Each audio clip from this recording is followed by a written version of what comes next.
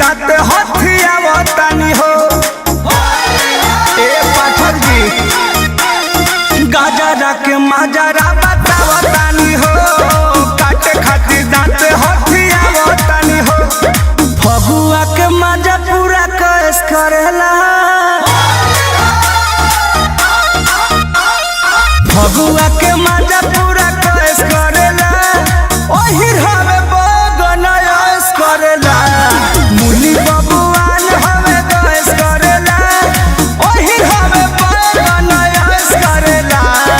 ओही हवे बगन ऐस करेला। ओही हवे बगन ऐस करेला।